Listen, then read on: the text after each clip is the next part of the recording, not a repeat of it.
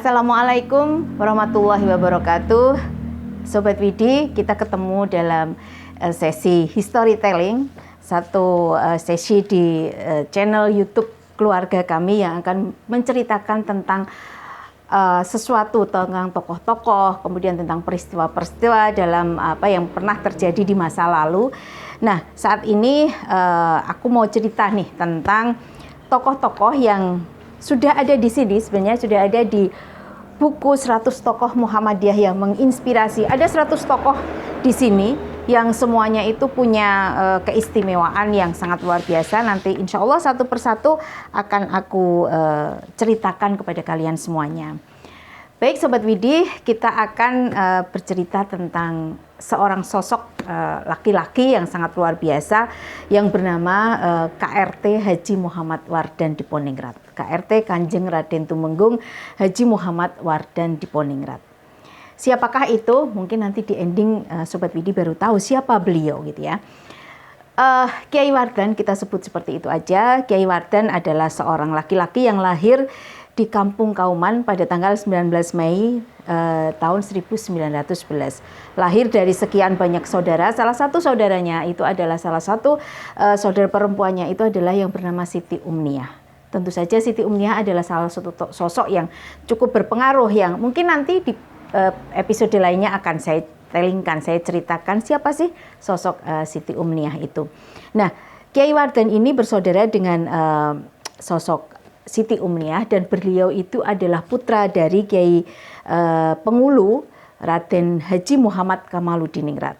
Siapakah Raden Haji Muhammad Kamaluddiningrat? Beliau adalah, nama kecilnya adalah Sangidu, yang menjadi salah satu sahabat dan pendukung utama dari Kiai Haji Ahmad Dahlan ketika beliau mulai mendirikan dan mengembangkan Muhammadiyah. Kiai Sangidu juga adalah pengide nama Muhammadiyah itu untuk menjadi gerakan yang kemudian didirikan oleh Ahmad Dahlan. Kiai Wardan adalah sosok yang memang benar-benar beliau itu aktif ya.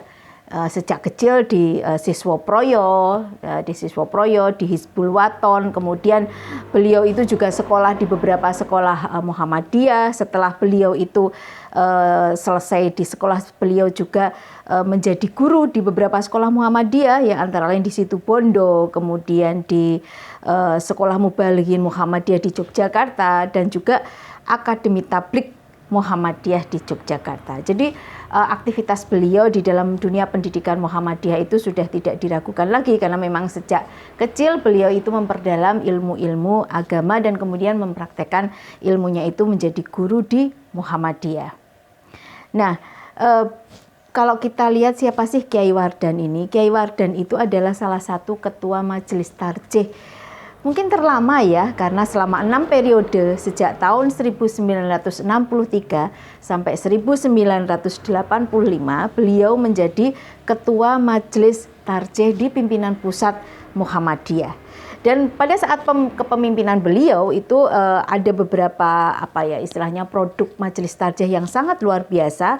Di antaranya adalah pada saat beliau memimpin itu Majelis Tarjih berhasil melaksanakan muktamar khusus Tarjih di tahun 1968 di Sidoarjo, kemudian dilanjutkan tahun 73 di Wiradesa Pekalongan, dan tahun 76 di Garut, serta tahun 80 di Klaten. Jadi Munas atau Musyawarah Khusus Majelis Tarjih itu dimulai pada saat kepemimpinan Kiai Wardan itu. Nah, salah satu produknya yang sangat luar biasa tentu saja adalah yang termasuk dalam HPT ya, Himpunan Keputusan Tarjih, dengan macam banyak, ada hukum bank, kemudian keluarga berencana, itu termasuk salah satu produk dari musyawarah khusus tarjih ya. Tuntunan sujud tilawah banyak sekali yang kemudian menjadi produknya musyawarah ataupun muktamar khusus tarjih di bawah kepemimpinan Kiai Wardan. Nah, Sobat Widi, kemudian kita coba lihat siapa sih Kiai Wardan, kenapa kemudian beliau itu punya gelar KRT atau Kanjeng Raden Tumenggung. Nah, setelah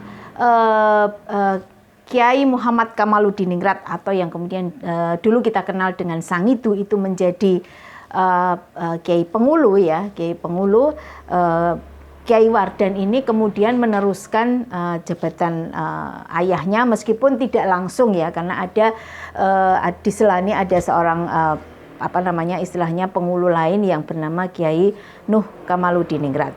Nah, beliau Kiai Wardan ini menggantikan Kiai Nuh Kamaludiningrat, dan karena sebenarnya nama Kamaludiningrat itu adalah nama yang menjadi tradisi sebagai pengulu keraton, tetapi keraton Yogyakarta maksud saya, tetapi karena pada saat yang sama itu Kiai Nuh Kamaludiningrat itu masih hidup, maka dikhawatirkan ada dualisme nama Kamaludiningrat, sehingga akhirnya Kiai Wardan memberi nama atau diberi nama dengan gelar Diponingrat. Untuk itulah maka nama beliau adalah Muhammad Wardan Diponingrat. Beliau menjadi Kiai Pengulu di keraton sampai akhir hayatnya. Nah, Kiai Wardan ini adalah sosok yang sangat luar biasa dari sisi keilmuan ilmu falak ya. Karena keilmuan beliau, karena kefasihan beliau di bidang ilmu falak, bahkan sampai beliau meninggal sejak tahun 73 itu beliau menjadi salah satu anggota Badan Hisab dan Ruqyat Departemen Agama Republik Indonesia. Karena beliau punya kemampuan itu. Sobat Widi pasti tahu ketika dalam menentukan kapan puasa, kapan Idul Fitri, Idul Adha, Muhammadiyah selalu istiqomah dengan menggunakan hisab hakiki. Nah, inilah yang kemudian menjadi salah satu rujukannya itu adalah Kiai Wardan ini. Jadi sampai saat ini ilmu beliau itu masih tetap dipakai oleh Muhammadiyah dalam menentukan kapan hari-hari tersebut dilaksanakan. Jadi Muhammadiyah itu 1 tahun sebelumnya mungkin itu sudah tahu kapan mau hari raya Idul Fitri, kapan mau Ramadan dimulai, kapan. Jadi tidak pernah ada persoalan, dan salah satu rujukannya adalah kitab yang ditulis oleh Kiai Wardan. Beliau banyak sekali menulis kitab ya. Salah satunya adalah kitab Peraid, kemudian kitab Fikih Nikah Talak Rujuk, kemudian kitab Ilmu Tata Berunding, ini sangat luar biasa. Kitab Risalah Maulud Nabi Muhammad SAW yang selalu dibacakan beliau ketika acara-acara di keraton, dan kitab Umdatul Hisab, kitab Hisab dan Falak, serta kitab Hisab Urfi dan Hakiki. Jadi hampir semuanya itu ilmu falak adalah menjadi keistimewaan dari seorang Kiai Wardan. Nah, inilah istimewanya seorang Kiai Wardan. Beliau itu di satu sisi adalah seorang pimpinan Majelis Tarjih Muhammadiyah, pimpinan pusat Muhammadiyah. Tetapi di sisi lain beliau itu adalah Kiai Pengulu. Nah, inilah beliau itu ternyata berhasil memadukan antara konsep tradisi yang terjadi di keraton dengan prinsip-prinsip yang ada di Muhammadiyah. Itulah kenapa pada zaman beliau itu tidak ada persoalan antara Muhammadiyah dengan keraton, karena semuanya bisa ada pemahaman yang sama begitu, ada pengertian yang sama, sehingga tidak ada gejolak yang cukup berarti sepanjang beliau menjadi Kiai Pengulu. Dan pada saat beliau juga menjabat sebagai Ketua Majelis Tarjih pimpinan pusat Muhammadiyah.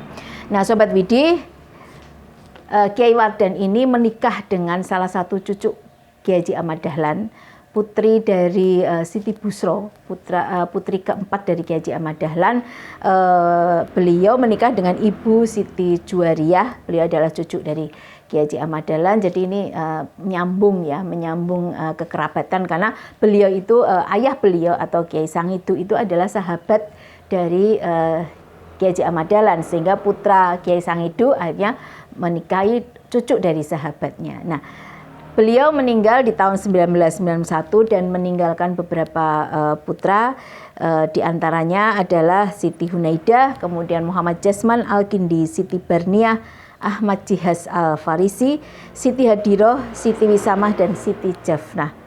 Beberapa putra beliau itu menjadi tokoh juga di Muhammadiyah. Saya bisa sebutkan Pak Jasman, Muhammad Jasman Al-Kindi adalah salah satu pendiri IMM, dan kemudian Ibu Siti Hadiroh dan juga Ibu Siti Jafnah itu adalah pernah menjabat sebagai anggota pimpinan Pusat Aisyah, bahkan Ibu Hadiroh pernah menjabat menjadi ketua pimpinan Pusat Aisyah di beberapa periode.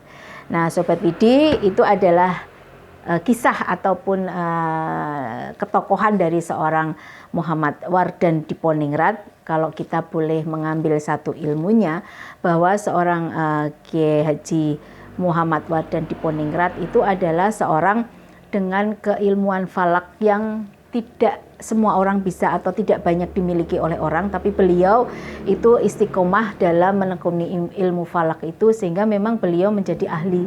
Itu Kiai Wardan itu menjadi salah satu ahli ilmu falak di Indonesia yang diakui juga oleh negara. Mudah-mudahan Sobat Widi kita menjadi semakin mengenal siapa sih tokoh-tokoh di antara kita, di sekitar kita yang perlu kita teladani kehidupannya. Kesederhanaan beliau, istiqomahan beliau, kemudian bagaimana kemudian beliau bisa menggabungkan dua hal yang sebenarnya itu cukup berbeda, itu menjadi salah satu keistimewaan dari seorang Wardan Diponingrat. Mungkin itu saja. Terima kasih. Kita akan bertemu di storytelling selanjutnya. Assalamualaikum warahmatullahi wabarakatuh.